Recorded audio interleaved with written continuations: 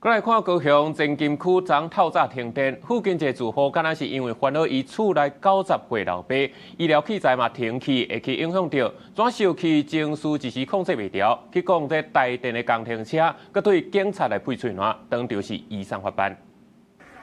台電人員耐心咧甲負責人解說搶修的過程，不過負責人煞是雄雄失控，手舉家私就來講台電的工程車。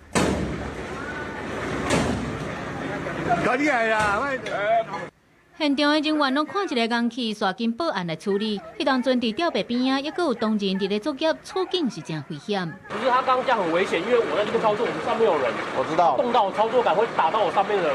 高雄市的前金區初5透早7點外，因為變壓器故障，地區大約有1000戶暫時失電。51歲姓趙的負責人，咱像是煩惱處理老爸咧使用衛生器材，因為失電影響到生命安全。那甲現場的人員去救援，甚至警察來阻擋，去甲因配喙瘾。其嫌不僅不聽勸阻，更變本加厲阻礙公務，甚至公然對員警臉部吐口水。